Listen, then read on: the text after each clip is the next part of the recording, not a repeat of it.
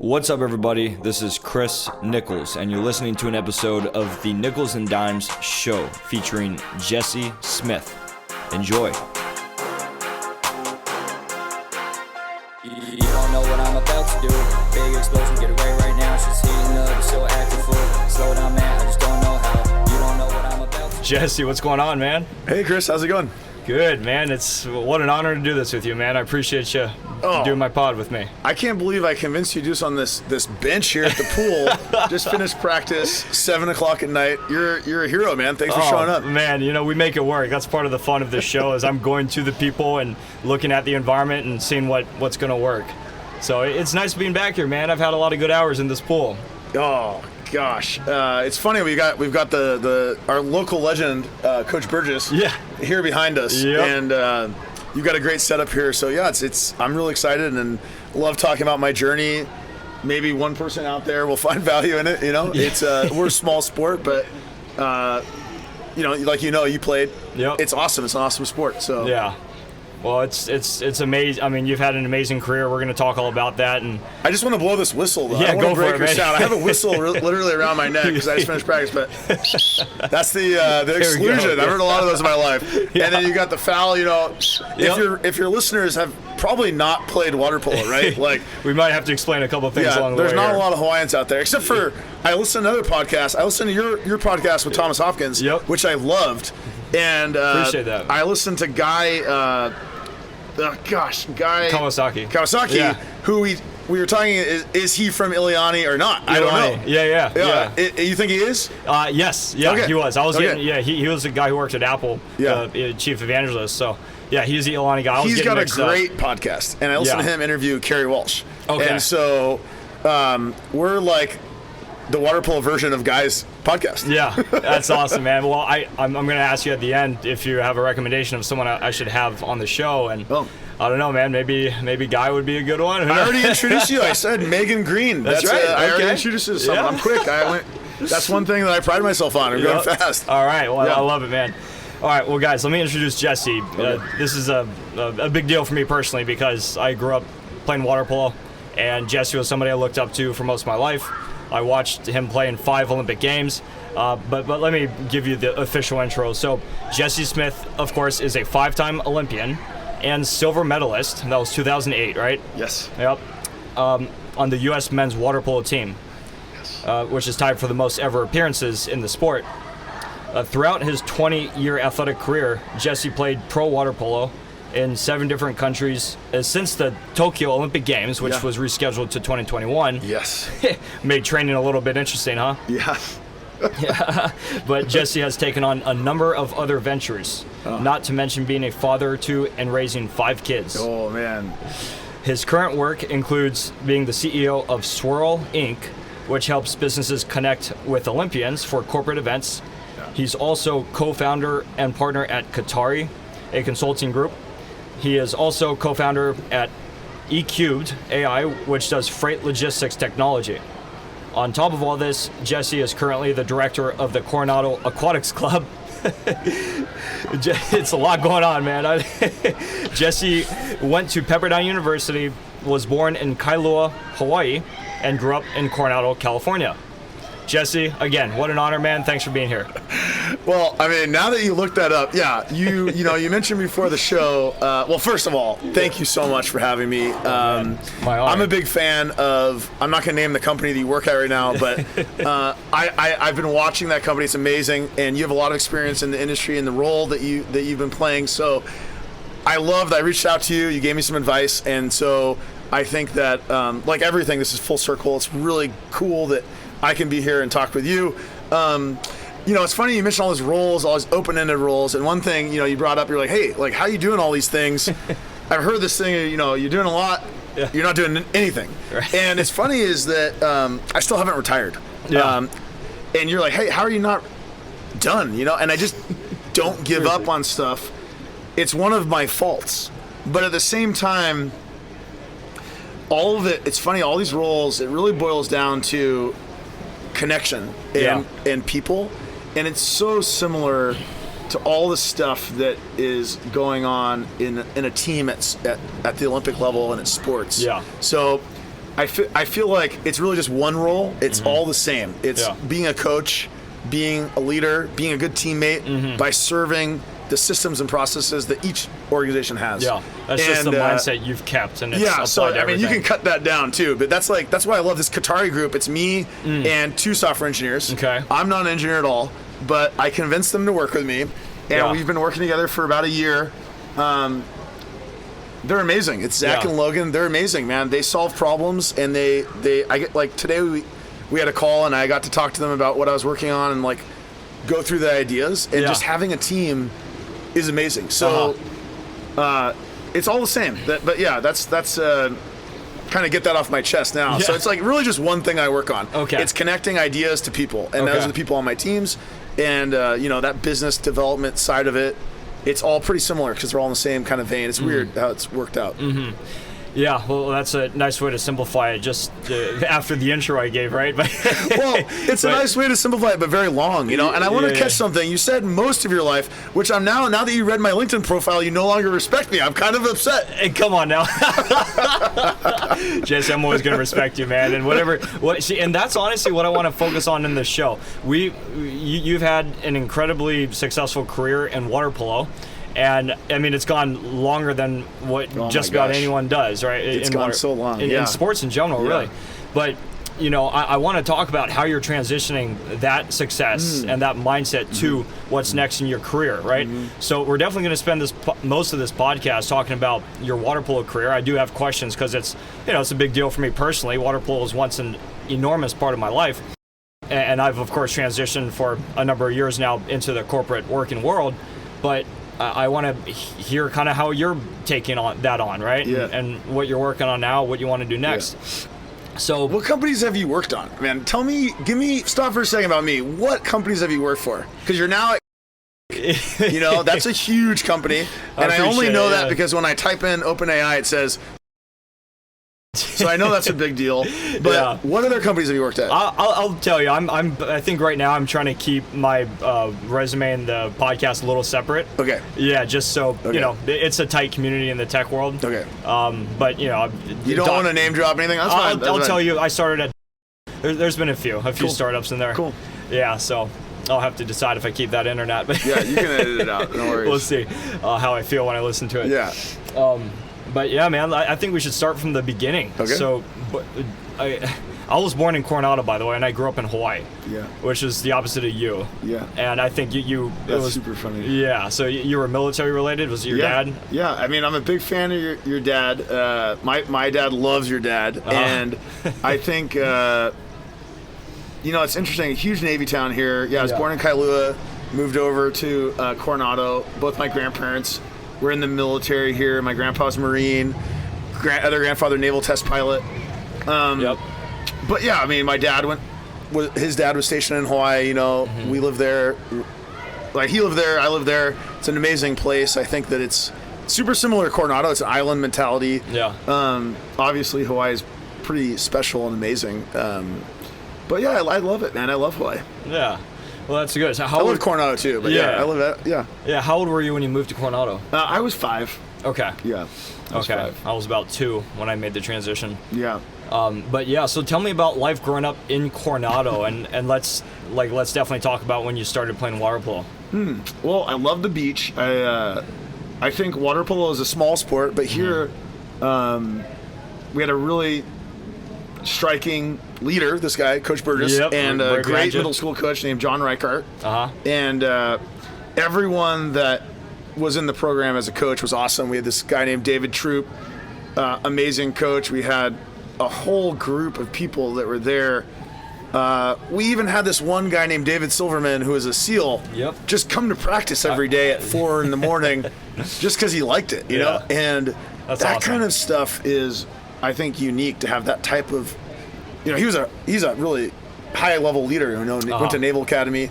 And he was just there, like, showing up to help, and he went to Bellarmine High School up north, which has a strong water polo program. Yeah, I went to Santa Clara University, which was less than a mile from there, pretty much. Yeah, so I think that's what's really special about kind of island mentality is that it's small, but then you have a lot of people coming in and out. So here in Coronado, like the Navy, everyone is in and out, but then the people that when they're here, they're super supportive of the community and really involved and I don't know. Like, did you feel that that?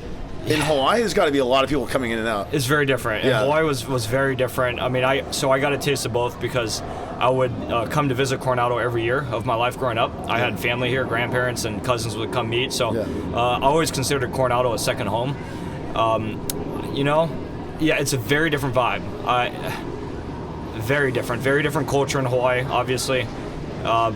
It's as far as military, yes, there's a presence out there for sure, but I think when you grow up in Hawaii, the idea of going into the military is not as big of a thing, right? People aren't as patriotic out there, if I'm just being totally honest. Yeah. And they're not thinking of that as a career to get into, right? Yeah. The military in Hawaii is people who are stationed out there, right? Yeah. And of course that stems from the strategic, times using Hawaii after Pearl Harbor, right? Yeah. No, that's true. There's a lot there. Yeah. What's funny though is kind of a counterpoint is that we went to Hawaii the week before the Tokyo Olympics. Yeah, that's right. And we did I guess a mini onboard station there where we get ready, acclimated because it's halfway there. And what's interesting that they have is that concept of ohana because maybe they're not as patriotic for USA, but if you're in any way connected to them, they're so patriotic in that sense. And we had this guy that is an example. This guy gave us all Scott sandals. The whole team just gave them to me. We were hanging out and gave them to all our teammates. Didn't ask for anything in return. Yeah. We couldn't wear them at the Olympics because there was sponsorship, all these deals. Oh, wow. Yeah. So it was just like a gift. Yeah. And they got great slippers. It's amazing. I gave him in exchange this guy named Mark Melanson, who was a Padre, moved to Phoenix to go to the Diamondbacks, and we both have size 14 shoes. And in the weird world of the water polo, his wife had played water polo so at Notre Dame, so we somehow were connected. And his kids were in school together, and so he gave me some shoes, and I gave him the Scott sandals. So I passed that on. Oh man! Which is an interesting type of ohana, these distant connections and webs of people. Yeah. So that's what's cool about islands, and I think Hawaii has such a strong sense of that. I agree. Yeah. Which is kind of a tangent, but yeah. No, I appreciate that, and I want to kind of correct what I was saying. I don't mean to talk down on Hawaii at all. I appreciate so much where I grew up and who it made me into, right? Yeah. And there certainly is a and by the way, there are plenty of people out there who are patriotic and Polynesian and Hawaiian people included. Yeah. It's a different mindset overall. I was they're generalizing proud to be that, right? Hawaiian, right? They're going to be Hawaii first. Sure. That was something we had at the Olympics with surfing. That was a great That's right. kind of focal point on that. And I think it was handled really well by the entire community of Hawaiian surfing and so it's. And about Duke Kahanamoku, right? Yeah. I mean, he was one of the first. He was on the U.S. Olympic swimming and water polo team. Yeah, back in the 30s water or 20s. polo Olympian. Yeah. Water polo player and swimmer. Yeah. That's amazing. So actually. I mean, he was the ultimate waterman. Growing up in Hawaii as a waterman myself, I did everything in the water polo swimming, right? Paddling, everything. And Duke was, we had the statue in Waikiki, just a mile from my house. Yeah.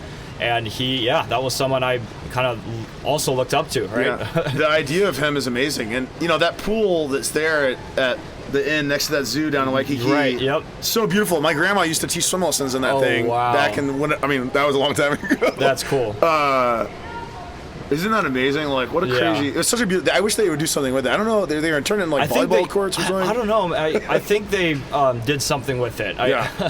I have to check though. Yeah, I haven't been back in a little bit, but cool. Let's hit these questions. Sorry, for sure. I don't take you on tangents. Sorry. You're good, man. I'm loving it. But Coronado, so when did you start playing water polo? Yeah, so I started playing water polo as a swimmer. Love the beach, love body surfing here at North Island. There's a really good body surfing beach. Yep. In the summer, and spent all my time at the beach, and then swimming was just that's what I did, and. The coach, kind of came by all swim teams. Hey, come play the sports. A lot more fun than water polo or than swimming because it's with a ball. Yeah. And so I didn't start really playing until 6th, 7th grade. It wasn't the same as it is now, where you start when you're 8. So middle school, we had a middle school team. Played water polo. I loved it. Had a good group of kids I played with, and that's how I started. Yeah, nice, man. And then so Like, when did you realize you were good? You were better than everyone? You know what's funny is that we never really felt like we were better because we would always get crushed. You're talking about we as a team? Yeah, the okay. team. Well, I'm talking about you individually. Oh, individually? Yeah. I don't know. I was always we had a really good group of older players. And so I felt like we were always part of the group, you know? It didn't feel unusual because we had this amazing, these forerunners or players that, like, they kind of coming from nowhere, San Diego and, like, Coronado, like, oh, what, establishing a water polo program that they started, all these good players. It just felt like a normal, like, oh, you're another good player. Like, nothing because unusual. Because Coronado's had such a strong tradition. Yes, they're super talented athletes. I think one of the things was that amazing coach as well, right? Yeah, like right behind you. Legendary coach, legendary players, and so expectations of, like, the program were just high. Not that you're, like, no idea about the Olympics, you know, no idea about national teams. Kind of just, you know, you try to play games. We'd always play the best teams, and they were always a little bit older, and they were always pretty good. So you never felt like different, you know. You're just in that upper echelon of players, but you know, it's a small sport, so, like, you win some games and you get crushed in other games, and so it always was like that. We never were standout. And then as you got older, junior and senior year, you know, we did pretty well. We were the best team junior year. After I graduated, my senior year we were the best team, and then after I graduated, that group of juniors went on to be the best team in the nation. So that was really cool. But it was kind of, I don't know. It never really. There's always someone better, right? Like older and better. There's college players. There's always someone. I never looked at it like that. I guess I don't know. Right. Okay. So fast forward then, like, to your high school part, going to Coronado High School, playing water polo.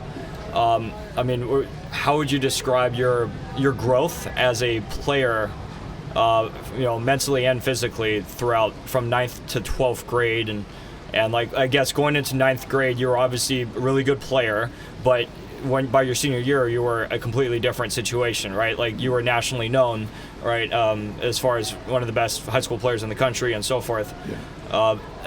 Describe that 4 years. That's really interesting. I think that, we have for water polo, they have pipeline programs, so it's like best 1400 team, and you go and play other countries as a team, you know, best 1700 group. And what's interesting is that I was good enough to get selected to go to the training camps for, like, the next up age group. But then there, everyone would really kick my butt. So I think probably that actually kept that kind of perception of how good I was pretty down, because it's like, I'm not, you know, the best in the pool. I'm like the 14th guy, but I'm playing as a junior, or let's say as a freshman in high school. I was playing with freshmen in college. And so I didn't step back and think, like, oh, like, the fact that I'm with the freshmen in high school, the freshmen in college, like, that, I don't know. I guess it's an interesting way of looking at it, but it's kind of similar because that's like business, you know, like, you just get thrown in. You can be, if you're a startup, you're working with someone that knows everything, you know, like the other businesses are already established and stuff. But I don't know. Like, that's interesting. I never thought about it like that. Yeah. So you were constantly playing, whether it was your choice or someone else's choice, at a level above where you kind of were at. Right? So you were just constantly challenging yourself. Yeah. I got really fortunate that I had the opportunities, and I just made it up, and probably got some lucky breaks, you know, to have the coach be like, okay, that player is pretty good. Let's bring him along and develop him. And we have you know, you just show up for those tryout camps. And then you just give it, you know, you kind of, the one thing that we talk about now is being coachable. I think that was super important. Would you say you were coachable? I think to some degree that I at least was, like, I had a notebook and I wrote, you know, 3 things to work on in practice. And I was fortunate that my dad had me read books that talked about that stuff. And that talked about, like, setting goals that are, now it's really common. It's like action goals versus result goals, stuff that, you know, you write down. You were ahead of the grain with that, though. I think that it was like in the grain, like, of high performers were doing it, and maybe now it's just, like, so normal, you know, like, everyone's doing that stuff. But maybe not executing on it as much, even though everyone knows about it. It's like, how many kids at my practice tonight had a notebook? Like, I'll just talk about my own personal kids, because I had 2 at practice. They didn't have a notebook. And they're young, though, so they don't need it, right? They're only in middle school. But it's something about, like, who's going to be the guy with the journal in high school. You know, and it's embarrassing. I remember I was a freshman, and we went on a trip. I remember there was a really talented player from UCLA. Yeah. That was like, "What are you doing?" And we were in a hostel, so there's 4 people in a room. And I am super introverted. Yeah. And I'm like, Really? oh my gosh, I was so introverted. I didn't know And oh my gosh, yeah, like my 2 best friends in middle school, we would get together and talk about like popular mechanics and like try to. Gosh, I'm not gonna say what we're doing. You know, like really nerdy stuff. And we played chess. Like we had a chess club and stuff. And we play a lot of video games. But like, I think sports really opened up my eyes to being like, hey, like how to interact with people. Yeah. You're forced to. You know, even with your team. Like as a freshman, I had to deal with the seniors. You know, and like at the same time, it's like amazing privilege socially to deal with older kids and like. So it was really cool. And but yeah, I mean, I was definitely an awkward kid. I'm still awkward, right? Like you know, it's like that's like we're all awkward, right? Like, hopefully you don't see this video. No. Oh man, no, it's that was. I actually attribute most of my success when I was playing to coming to Coronado and playing against players that were older or better than Really? me. Yeah. Your little brother was one of them. Yeah, Jacob was good, man. Yeah, man. I was a few years younger. And he's super successful now in business. he? I mean, all things considered, like I don't want to embarrass him, but I feel like he's successful. You know, works for a good company. Okay. Lives in Sweden. Nice. He's happy. You know, so yeah. I mean, it's pretty cool. Yeah, that's awesome. So the notebook, that's a big thing. That was actually something I did as well. So I love hearing that. And Oh my gosh. yeah, but I mean, I don't know. Maybe we did a little differently. I tried to take notes from camps and from videos I'd watch, and you know, I would study. So you know, one thing I did, at least as a water polo player, was I looked up to athletes, right, and not just in water polo, but also in other sports. So if I wanted to play a certain way, I'd find somebody in the NBA, for example. A couple guys that came to mind, frankly, that I really liked watching were LeBron James, of course, and Dennis Rodman. Those are 2 guys that I would watch highlights for if I wanted to have a certain mindset of going out to play. I'm curious, who were those people for you? Do you have any athletes that you looked up to or modeled your game after? So that's a really good question. You know, you asked me about what athletes I looked up to, and I don't know if it's like the rebel in me, but I want to be like, man, I looked up to like Kurt Cobain. And like, Interesting. Okay. When I was a 2nd grader, I remember my 2 friends went to a Nirvana concert, and my parents wouldn't let me go. And looking back, that's probably a really good call by them. But at the moment, like being such a little kid, now as a parent, I couldn't fathom my kids going to a Nirvana concert in 2nd grade. Like that doesn't make sense to me at all. Right. But I like didn't watch a lot of sports when I was a kid. It's not like part of my culture and my family. I really looked up to a couple of water polo players in my community. I remember Lane Bobian coming back, and his brother was a senior when I was a freshman. Yeah. And or was he? Wait, his brother was a senior when I was an 8th grader. Sorry. And Lane was older. Yeah, but and Lane was older than that. Yeah, maybe a couple of years older. And so he was just at Stanford. I remember going to watch Stanford versus USC and being like, oh my gosh, that guy's from my high school. Yeah. You know, and in the final, like watching that, like just being so stoked that there's some connection. You know, you're talking about the Ohana earlier, where you have like some way that you are connected to these people. And so for me, like, just to pause real quick. So Lane Bobian, for the audience, was another Olympic water polo player from Coronado. Yeah, Olympic silver medalist, won the silver medal. We went to the 3 Olympics together. And so, yeah, like that's kind of more of like the vein. Like I don't know if you say looked up, but looking back, like like that he was a mentor to me, and I looked up to him, and Coronado just had that where you would run into someone. And especially like if they're a water polo player, and they would look out for you, you know, and they would. I remember like one of my cousins, Noah Hansen, who was he was in college, and he would drive me to master's practice. Yeah. And there's no transactional thing going on. Like he just was like, yeah, I'll drive you. And like we'd go to. I was a high school player, and I played masters over the bridge with like all these old guys. And there was 2 brothers named Greg Finley and Matt Finley. Oh, nice. Who went to Coronado, and they were the best. They were so good. Greg had just finished UC Irvine a couple years before. They were men. They were like men of men. You know, Greg's an Australian lifeguard. He moved down to Byron Bay. He's got a beautiful family down there. And, nice. And his brother, you know, still lives in Coronado. And he was a water polo coach here in between, maybe not. He wasn't coaching me, but but was like a coach, but he was like closer, like well, maybe a little bit older, an older player.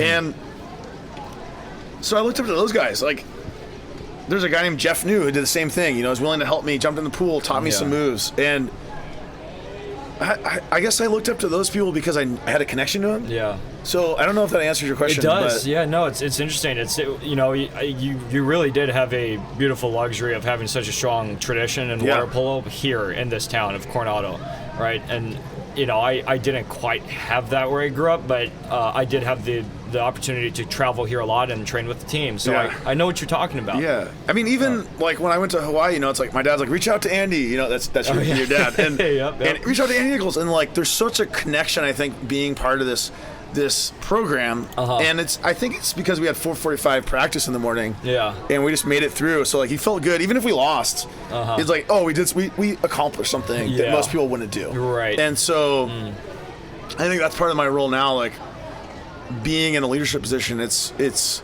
how do you recreate that, keep it positive, make the kids stoked that they're part of it, that they accomplished something, even if they're not the best. Yeah. So what you just said right there, I want to take and then dig into that a little bit here. But I want to I do want to ask about Olympics. Okay. Let's do it. So like, okay.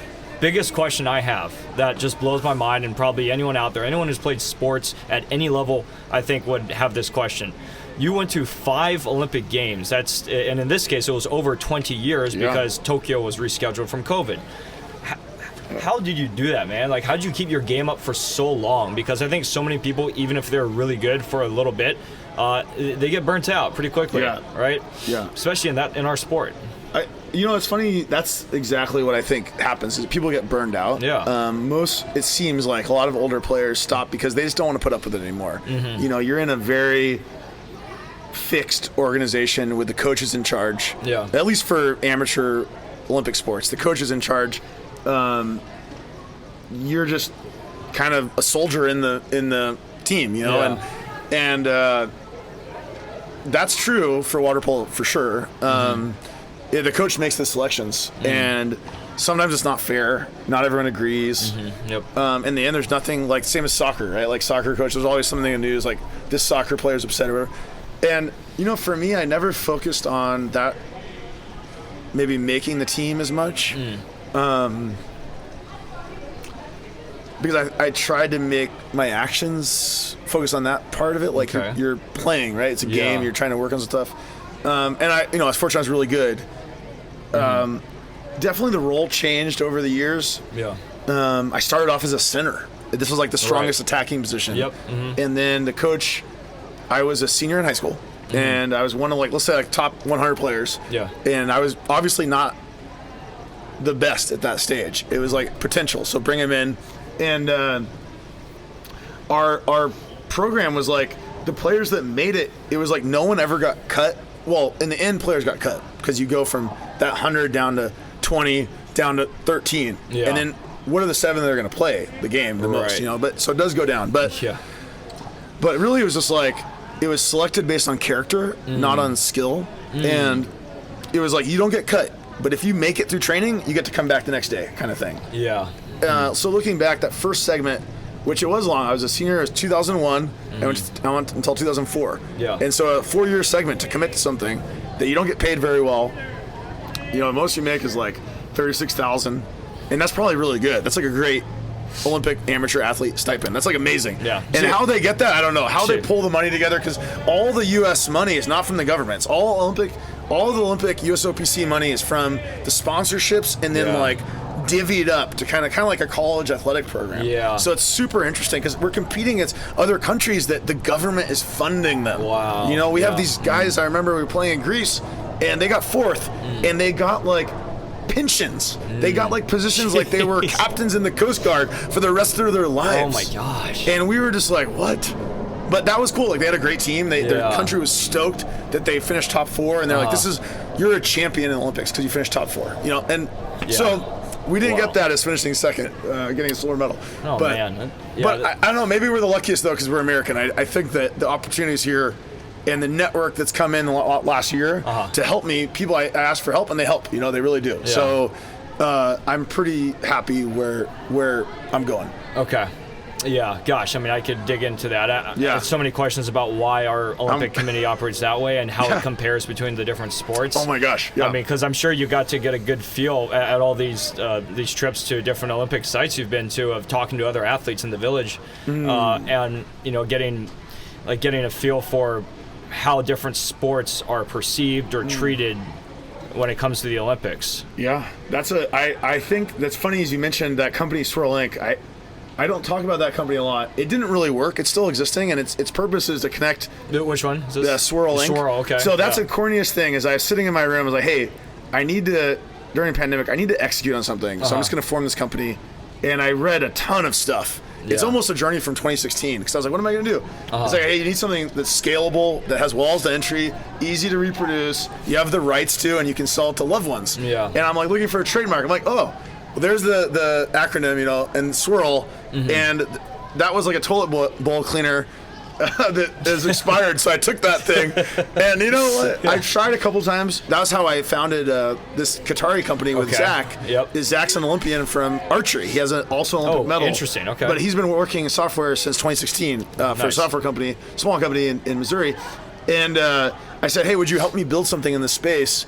I want to help athletes get jobs. Yeah. I got a job after 20 years as a water polo player, as a coach. Yeah. If I can get a job, and this is how I did it, anyone can get a job. Let's do some recruiting platform, diversity, all this stuff. Because athletes, there's so many athletes out there that don't fit the normal boxes, but that are so talented. Sure. So I just acted with like, hey, the assumption is that athlete, if motivated, was going to be great at that job.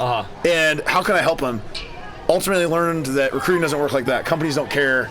I mean, who cares about this? But companies don't care who comes in that seat. It's almost like they don't want Michael Phelps in there. They don't want that guy in there. So it's a weird thing. That's interesting, man. But from that, and I still work on that, but mostly trying to get speeches for athletes, and it's still a work in progress. Tried a couple pilots, but I haven't cracked the code yet. Okay, but it's a really cool idea. But I think everyone works on recruiting is like everything, right? Like everyone needs a job, people turn over and everything, and helping people get jobs is super fulfilling. Right. It was weird though. I helped one gentleman, and he was like, "Well, how are you gonna make money?" I'm like, "Oh, I get 20% of the deal." Yeah. And he's like, "Well, I should get that money."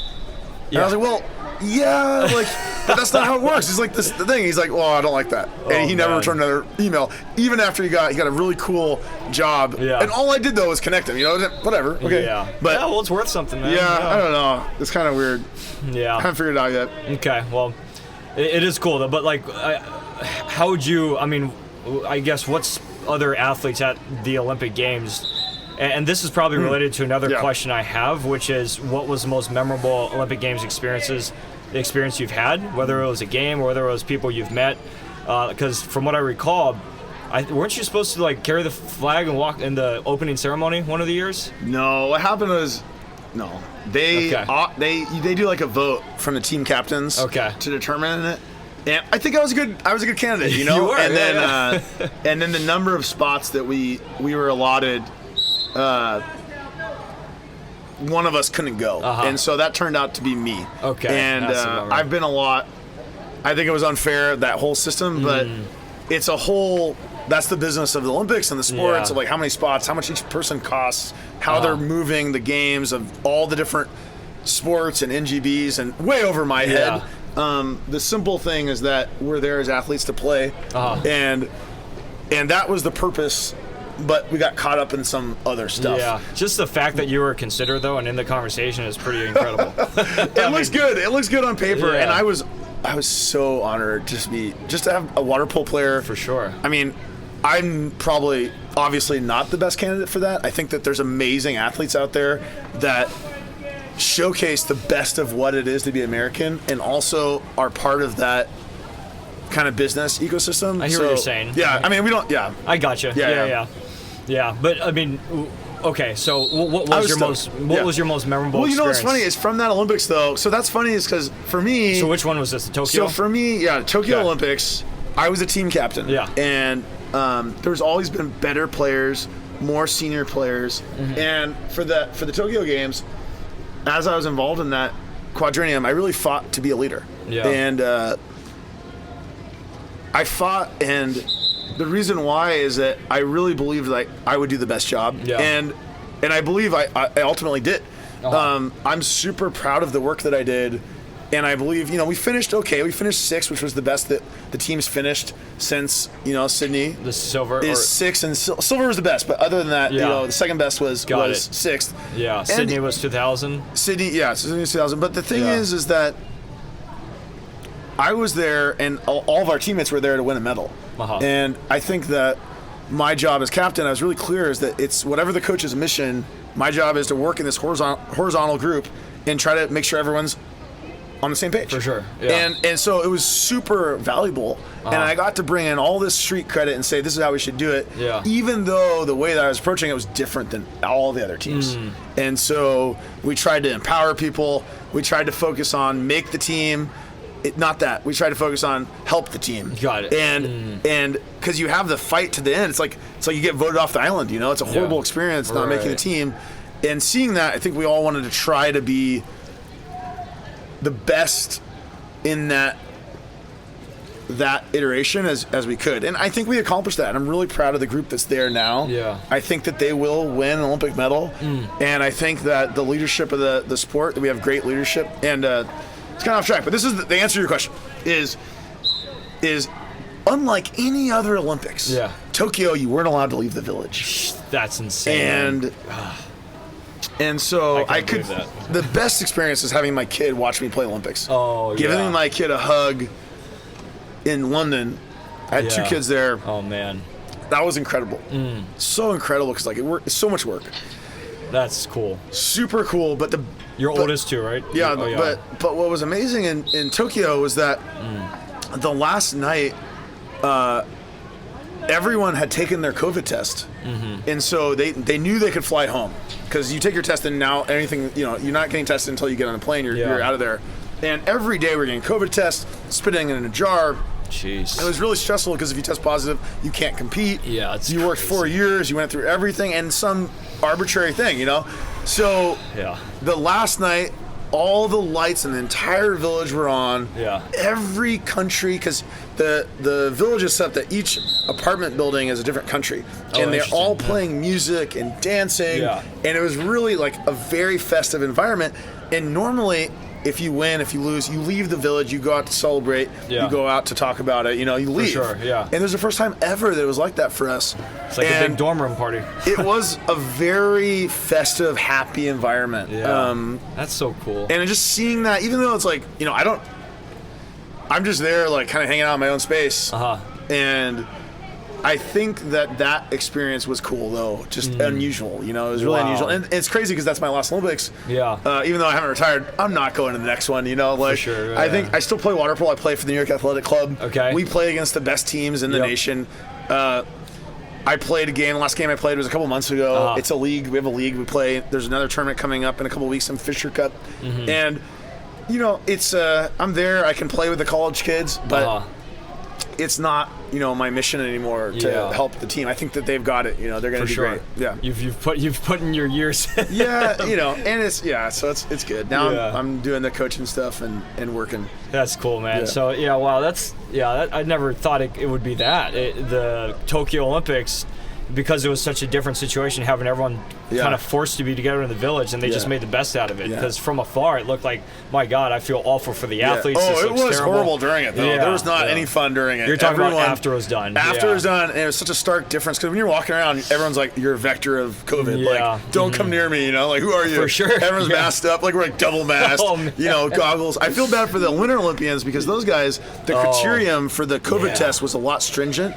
So it was like if you had breathed in any COVID, even if you weren't sick, it was like you're testing positive. And wasn't that in China, I think it was in China. That's how it was. Crazy. In Tokyo, it was the normal, what was it called? The PV, or whatever. Yeah. Right. Anyways, Yeah, that's crazy, man. So, okay, just to wrap up the Olympic stuff, what was, like, what team, what country was the hardest team you've played for? Which player was the toughest one you've gone up against, and why?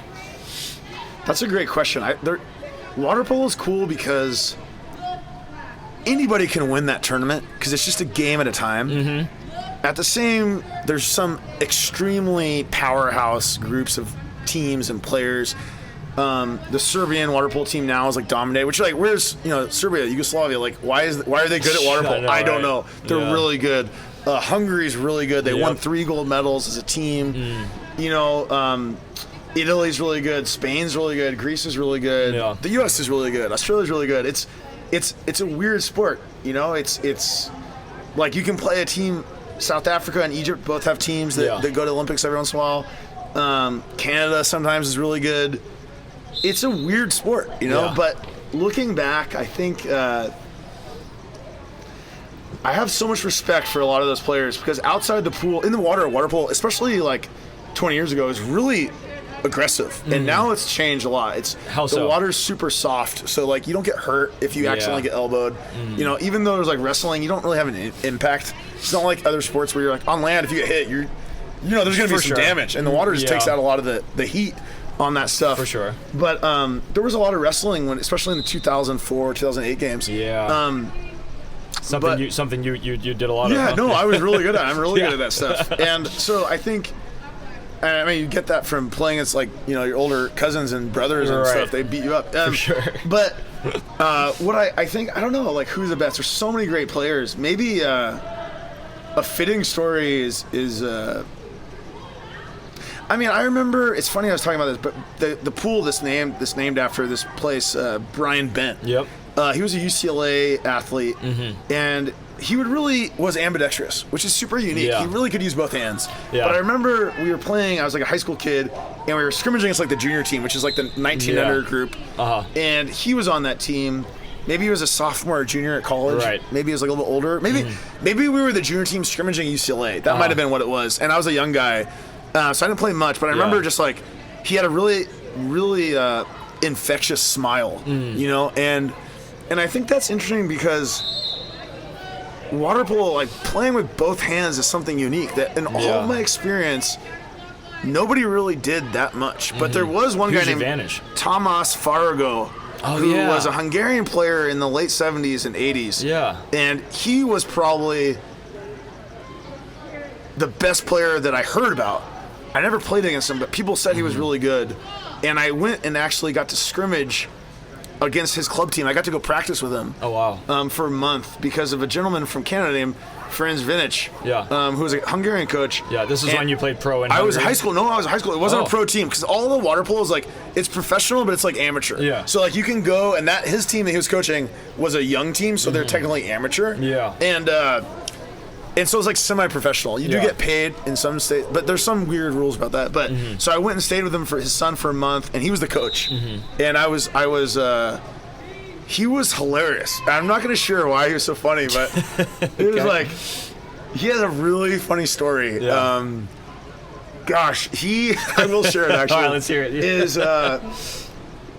No, I won't share it. It's not appropriate, but it's so funny. He was such a good coach, such a good water polo player, and we got some characters in our strong sport, character. He was like a legend though. In his country, because he was Olympic champion, he was like a Kobe Bryant for or sure. something. They really looked up to him. Yeah. An amazing guy. Really big-hearted, willing to help me, and I thought that was really special. Yeah, that's so cool, man. It's pretty cool. Yeah. Wow. Okay, so you named a few countries there. You talked about Serbia, Hungary. Those are the leaders in the world when it comes to water polo. Yeah. Man, was there any really intense moment that stood out to you in any of the games that, whether it was good or bad? I know it's a huge career, many years, but no, I was trying to get some goodies from the Olympic water polo games. All the sports games, it's just I really enjoyed playing. I think that it was always fun when you would upset a better team. That's usually how it always was, is that we were always the underdogs. And then you would play other teams that you'd be like, you have to win. Of course you have to win this game, So Olympics is like that. But no, I loved playing with all the teammates. I think I was really fortunate. We always had great teammates. And playing also in the Olympics, getting to know the other team's players and being able to have a coffee or a beer with them. That's cool. Yeah. Which I just got really lucky. I played on really good teams. So I did that, and I got to meet all the best players. And I think that even now, it's one of my best friends. I haven't talked to him in a while, but this guy, he's a water polo player for Serbia. Okay. He's the opposite position as me, so we would battle against each other. Wow. But we ended up being neighbors for a year in Greece and became friends. And it's so special. I went to his wedding. He came here to mine. That's so cool. I was at his dad's funeral. Our kids, like, I really think that he's amazing. Him and his wife and his kids are awesome. Yeah. And that kind of connection is just so cool. So, Yeah. I don't know, not like particularly like the actual gameplay, but just all the relationships and the people. I got you, yeah. It's been pretty cool. That's awesome. Man. I don't know. Yeah. Who was what was the coolest person you ever met at the Olympics in any sport? Oh, that's a good question. I never, like, you just go, like, you want to get, there's tons of celebrities, right? And, like, Sure. Water Yeah. polo's a small sport. So you're I like, get- oh my gosh, like, there's a Yeah. basketball player. There's, Sure. And it was cool to be, like, all the celebrity athletes were super generous with their time and, like, Really? would say hi and Nice. talk to you if you approached them. Uh-huh. Again, anyone would come up to them. They would Yeah. really were generous with their time. So no one that I was, like, I think that's the thing is that, I don't know. I don't really follow other sports that much, so I no one particularly, but yeah, of course, like meeting a basketball player is amazing. Yeah. Right? Like super unique and Like Kobe, and, you met Kobe yeah, ever? just like Yeah. I said hi, yeah, I got a photo with him. That's It's so like cool, whatever. yeah. And he was super nice to kind of let us take photos with him and Yeah. all the different people because they're there to compete too. Yeah.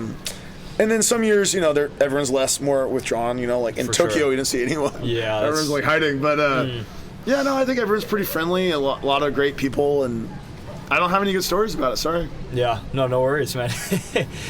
Alrighty, well, gosh, yeah, 20 plus years going to the Olympics. Yeah. I know you said you haven't officially retired, but you are taking on a bunch of other things right Yeah. now, as I talked about in the intro. Yeah. I want to spend a little bit of time talking about what you're doing now and how you're transitioning all the energy you've put into your athletic career to, I guess, the corporate world and and world of entrepreneurship, which is a big theme of my show. Yeah. So, what has the transition been like? How does it feel so far?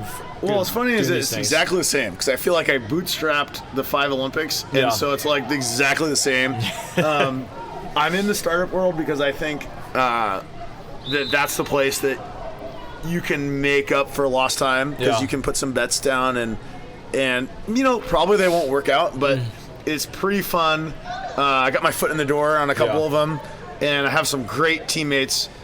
And so I'm focused on that side of it. It's like find the right people, and the right people in the sense that I believe they're the right people. Yeah. And then trying to work collaboratively, add value to what they're doing. Yep. So it's all really the same stuff, which is funny, because it's the same. You're not making any money. Especially in the beginning. I don't know. Your startup experience might have been different, but ours are, it's early, but I have a lot of belief that they're going to work. Yeah. I wouldn't say Ketari's trying to be a startup, but right now it's just trying to be a small business, trying to make Okay. some money. And we have a couple products that we're working on. Yep. We pivoted hard to do like this AI stuff is insane. Yeah. And so tell us, remind us what is Ketari? So Ketari What are the is. products? I actually have no idea what Ketari actually is. It's a good sounding word. It came from my friend Zach's. Zach has a couple patents in the archery industry. Okay. And he had an archery business, and he's just a super smart, self-taught engineer. That is willing to dive into stuff. And so we partnered up. And then we recruited Logan, who's an actual, CS major. Yeah. Worked 7 years for corporate software, and his focus is DevOps. And so Yeah. it's kind of like taking the ideas, get them into work, and then getting him to scale it. We're not there yet. We've had a couple of false starts. We go really quickly. Okay. We do these two-week sprints. That even learning that has been so helpful to me. So similar to sports, and Logan runs all this stuff. Yeah. And then it's like, hey, like, it's funny because we were brought together to work for Ecubed. Yeah. Okay. Because Chad, Got the founder of that company, was like, hey, you're doing recruiting. Find me some Olympians. Sure, whatever. Yeah. And I was like, I found the perfect two. Their names are Jesse and Zach. Yeah. And he was like, if you can do the work, whatever, Yeah. And we did the work. We brought Logan in to do more of the work.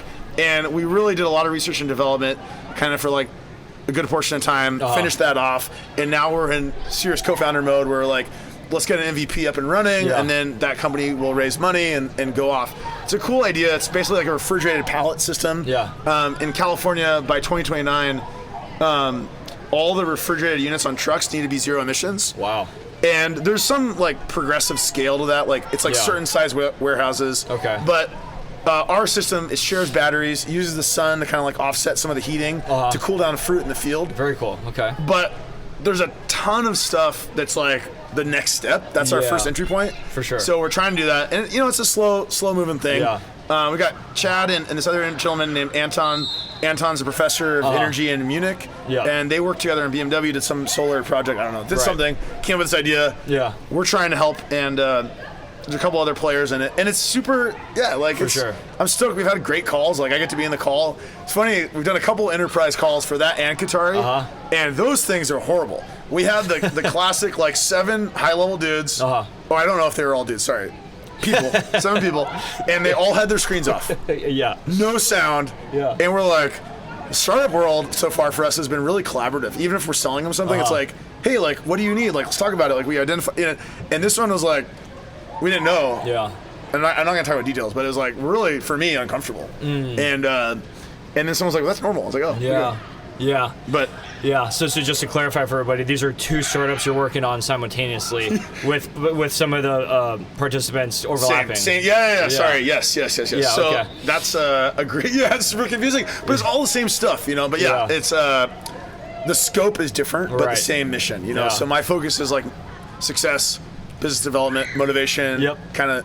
Well, I love it. You're recruiting. I help. I help our culture of like hiring. You're diversifying your portfolio. I'm trying to get a couple more, But now I'm really excited. So the AI stuff. I don't know where you stand on it. This is a part of Ketari, right? Like this is only there's some AI maybe in algorithms on Ecubed, right? And like Ketari is like consulting. Movements. But so Ketari is trying to consult to generate cash flows, but it looks like we're about to stand up our own product, which is in.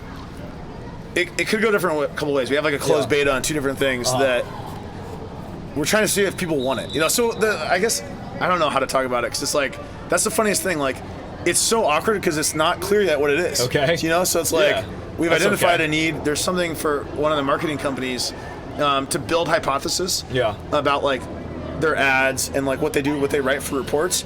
The program, it's a pretty simple program, sits on top of OpenAI, but it just saves you like 40 minutes of copy and pasting, going back and forth. He does the work in like 30 seconds. And have you played with that stuff at all? Like the ChatGPT and everything? Not much yet, but it's on my list. It's just, I think that for me, like doing it manually is great, but if you try to get some other people to do it and like you're trying to scale it and it can go different directions. So that's something that sits on top. And there's a lot of cool stuff coming out where they have plugins that like you can use OpenAI's giant language model to interact with like Expedia, interact with like, it's really crazy, it is like crazy. really cool. It's really cool. And so like I think that's coming. It's like, might as well start learning about this stuff.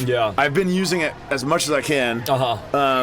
Yesterday, I'm not gonna dive into it. I won't get into it. But so for Ketari, we have products. We're trying to stand it up. We're not a startup yet because we're not trying to grow anything fast. We're just trying to see if someone wants this stuff. For sure. Okay. We were brought together. The ethos is build cool stuff.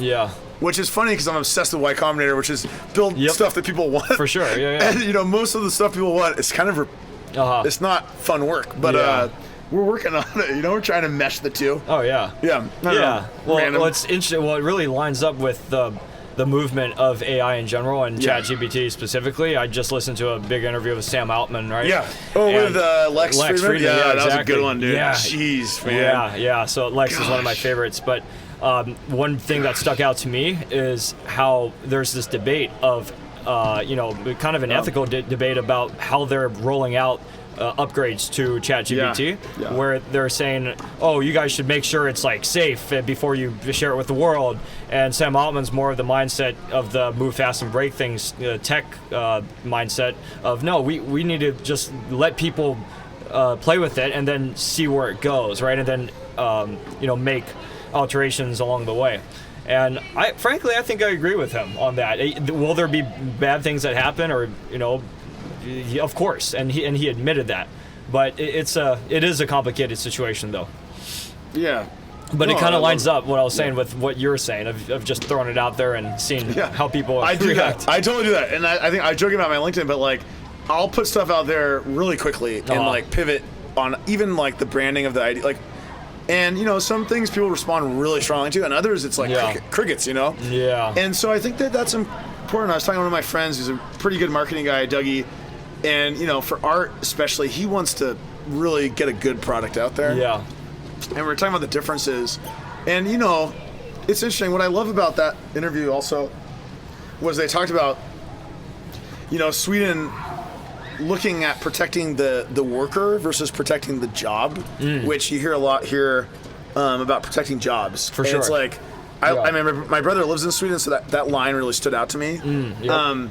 But I think for me, like, gosh, man, being at a small team, like, having access to their OpenAI APIs, where it's like 2 cents for whatever, like we spent like $1.50 on like 60 layered requests. It's like, that's insane of an opportunity. Yeah. And I built a program last night, and today I talked through with my teammates about like, hey, like, why did it not work? Because we were talking about like these inverted index, like, this is actually a cool idea, which I don't know if it's going to really, you can cut it out, but so for like my email server, I have like 80 gigabytes of email. Yeah. Because from like 13 years. Sure. And I can type into words, and just with a keyword search, it brings up the relevant documents, and that's called an inverted index. So it's like the frequency of the terms are connected to the URL or like the data, and so it's quick to come up. Yeah. But if you look at how all the large language models are made, they have this thing where it's like the distance between the ideas are correlated to like some association, and it's called a space vector something model, right? Okay, yep. And it's really interesting though, because like the distances in this three-dimensional graph are important, but they require like huge amounts of data. And for me, like I was looking at my, like if I have 4 emails and we're talking about onboarding, we have this idea for some play in virtual assistant space. And because gosh, there's so much. But the simple thing about this is it's so obvious to me, if I'm a new employee and I come on a Slack chat and I get a message saying, hey, Jesse, you need to go email John. And I type in John's name, searching through Slack, and it says John CEO. Like, that's like a trigger for me. Like, okay, I got to look into this. Like, what is this going on? Right. But with the way, like, in a very small amount of space, like, that's obvious to me, you know? But if you try to build that and, like, pop up John's the CEO with a language model, it requires like a ton of data and like weird training to like make that happen, which is beyond my understanding of all of it. So I was thinking about like today, and I built a code that at least broke things into tokens. It did the inverted index, and it tried to do the vector modeling on like the two, and I didn't do it well. Something broke, but my teammates were like, dude, OpenAI let you do that. And I'm like, I'm not an engineer at all. I'm like, then they talked me through it and kind of explained like how the ideas of it worked. I see. But I just think that's amazing, like to learn, like it's amazing technology. I don't know, I think it's amazing. Kind of a tangent, sorry guys. No, it really is a unbelievable time in the world of technology and everything really with this concept of this real thing of AI, and I like how you're making this such a big part of your thing now that you're really starting to build companies, right? After such a long sports career. The sports, man. It's funny is that I like to say that a water polo player is the same as an NBA player after they buy a couple franchises and they go out of business. You know, like it's because we come in with so much confidence. Ultimately, the operations of a business it's tough learning, you know, but it's quick learning because you get it. So true, man. It's funny, man. It's I'm loving it. I think it's amazing. Yeah, that's cool, man. But anything else just about these projects you're working on now that we should talk about? I mean, no, I think that I will give a shout out to a couple of things. I did this Next Step program with all these, it's through Dartmouth's MBA program, and it was so cool because the professors just gave you like undivided attention for like that segment of time, stayed on to talk to you after the classes. It was a short program, it was like a certificate program. That's all cool. Navy veterans and Olympians. And it was so cool. Dartmouth did it. And they just open up their Rolodex to you and let you reach out to everybody connected to the university. That's really cool. And I got so many amazing calls. And just getting in the door is always the toughest part. Right. And so I was really grateful for that. And then just as an athlete, like going through it, I just want to shout out also like the Y Combinator, like free libraries. They have this thing called Startup School. I've done it twice now. There's like 20,000 worldwide users that do this free curriculum. It's just amazing. I love that all the tech companies kind of are sharing knowledge like that. And so no, I'm really grateful. I don't have any. I don't know.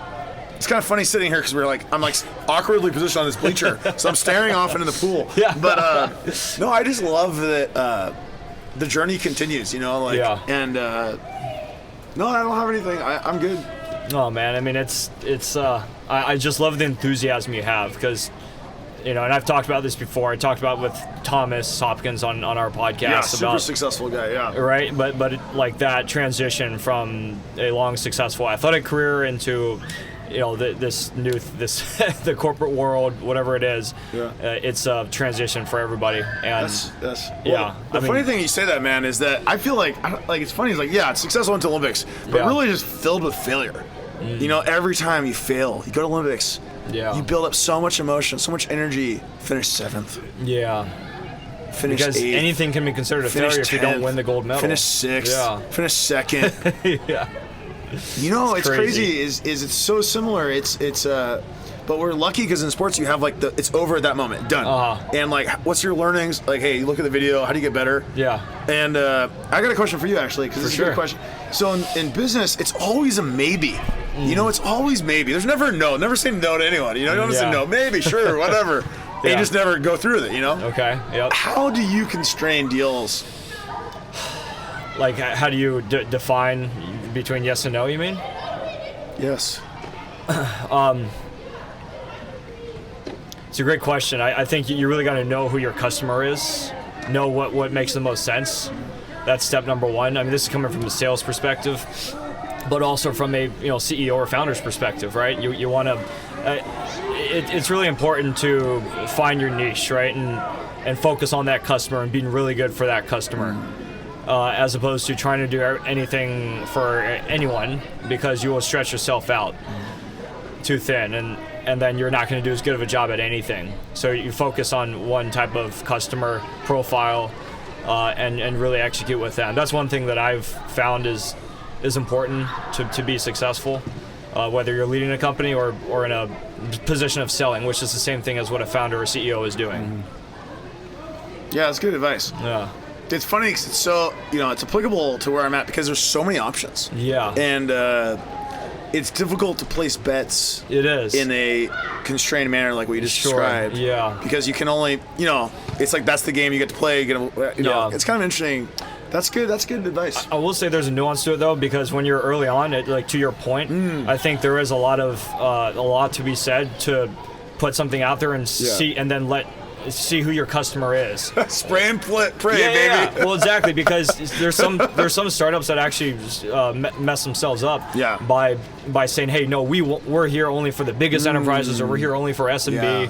I think that that can pigeonhole them sometimes and screw them up. But after you have some maturity, the advice I just gave before this, it makes more sense. Yeah. No, it makes complete sense. That's fine. I think for me, it's funny is that in my journey in the last. So, gosh, it's been 18 months now, right? Let's see, 2022 August, right? So it's like 18 months. And it is to pursue all opportunities. Yeah. And then by getting little openings to be able to filter and say no to some things. Yeah. But it's different, it is interesting. Because I do think about what you said. Like, because I do believe that you can only focus on like 3 things at once, right? So, like, that's good advice from anyone. Like, you have 3 goals. What are they? For sure. Like, and then there's even the pushback. Like, I've had really successful people. I've had big arguments with them about, like, they're like, you can only do one thing. Yeah. And I'm like, no, like, that's not true. Yeah. And they're like, no, believe me, it's true. And I'm like, well, yes, you're right. I can see, and I'm not gonna get into that now, but it's. I mean, actually, no, that's a good question. Like, can you only be successful at one thing at a time? I don't think so. No. That is a fair debate, though. That's just my opinion. I'm a little bit more optimistic about being good at multiple things, but I can see a lot of people disagreeing with me on that. But I don't know, man. It depends on the resources you bring to the table, the talent, the skills, and I mean, you really can dominate a few areas. Yeah. Yeah. It's a good question. Yeah. It's a really good thing to think about. It's tough. Yeah, I do think.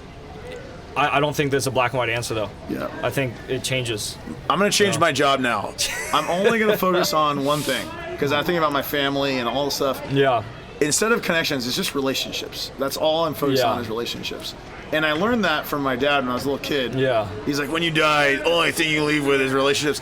You know, everyone talks about that, right? Yeah. And I think by making that like a mantra for all my business it's corny to say a little bit, but all my stuff can boil down to I'm just trying to create meaningful relationships where I add value. Even as a coach, as a software engineer, that I'm not a software engineer, but those guys are, not me. You know, as a recruiter, as a business development dude, build meaningful relationships. I love that, man. Well, I think that's a really good message to leave people with, and I want to respect. Reach out to me for a meaningful relationship. That sounds funky. Now, don't do that. Don't reach out. I don't want any of you Chris's friends reaching out to me.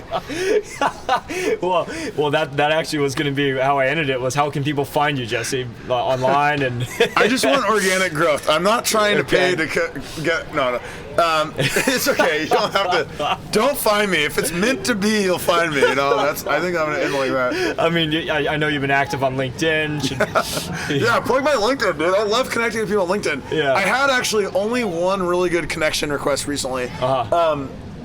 Because of all those job roles. I find myself being pitched on a lot of various ridiculous spammy sales calls, and I'm pretty spammy in my own way, but like when someone reaches out to me and gives me like a 5-paragraph essay and then follows up with like emailing me, because I have my email, I'm like super out there, they have all my personal information, everything, and you know, I'm like, why is this, like, do I need to just block them immediately? But anyways, someone reached out and was like, hey, great to connect, and I was like, oh man, like cool, like okay, great, thanks. And like, what are you working on? And I told him, and he's like, oh, I can help you. And immediately was like, my neighbor, like, I should connect you with my neighbor. He's in that business. I was like, okay, cool. You know, how can I help you? He's like, oh, okay. You know, obviously he was doing it for a reason, right? Everything on LinkedIn is business. And then today, there's no chance I'll ever listen to this, but today he emailed me. We had a call scheduled, and he emailed me. He's like, I'm not feeling well. You know, and I was like, dude, this guy is a single dude with he's a founder of a company. Doesn't get it at all, because I'm like, here I am, my 3 kids have been throwing up, I'm literally coaching from 3 to 7 every afternoon, and working. Last night I literally was working until midnight, you know, and like, and you know, that's the difference, like how you be successful with a bunch of kids is like you just love working, and I was at the beach today with, I use that Otter AI transcription, which you can use a lot of them, but and I post about this on my LinkedIn, but I'm at the beach with my baby, walking around, drinking coffee, made a speech, copy and pasted it, had it edited by OpenAI, ChatGPT, super easy, copy and paste, don't even have to deal with anything. And then I had it written in Markdown. My teammates today taught me how to put it onto the repo so that it just goes right on the website. And because we're building now, we're like, hey, we need to put some stuff on our website's horrible at Ketari.io. It's like there's nothing there, and it's cool because it's fast, it's written custom React, you know, like really quick. And you can do anything on it. We can have everything, but like, do we really need to set up all our whole infrastructure? Like, like we could put it on Squarespace. Anyways, sorry. Don't get me started. We're never going to be done here, Chris. You made the mistake of interviewing me, which is funny because you're like, do you want me to interview? Like in my back of my head, I'm like, oh, I hope he interviews me. I can't wait to talk about all my stuff. And he's like, what? I was going to talk about Water Polo. Okay, Chris, don't worry. Everything's gonna be good, dude. You don't have to find me on LinkedIn. I'm already spammy enough. I'm gonna look at all your subscribers and come reach out to them. Don't worry. Hey, okay. Well, Jesse Smith. If you Google his name, you'll find all kinds of stuff. No, you won't. There's him. so many Jesse Smiths out there. Well, you won't know. Maybe you won't find me, dude. Water Polo next to it. You just have to look for photos of Speedos. If you Google photos of Speedos.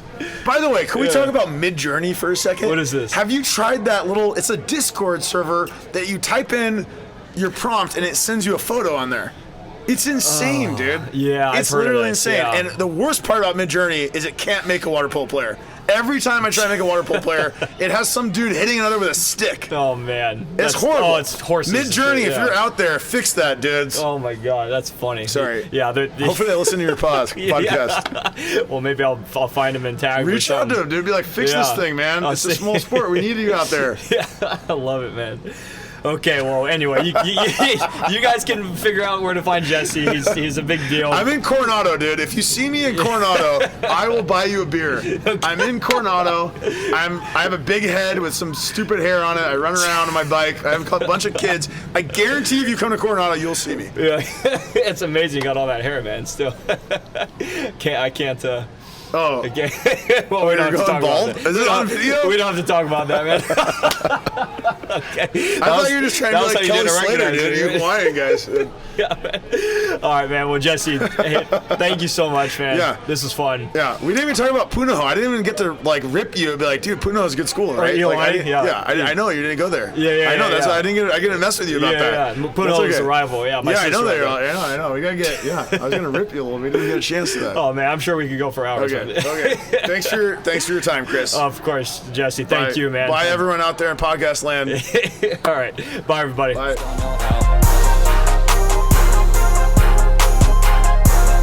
Thank you for joining our conversation today on the Nichols and Dimes Show. Please check out and follow my podcast Instagram at Nichols and Dimes Show. I'd love to have you subscribe to the show on Apple Podcasts or Spotify or YouTube. You can also find it on my website. I welcome and encourage any feedback you can share in the reviews so I can continue to improve and develop the show. Thanks again and see you next time.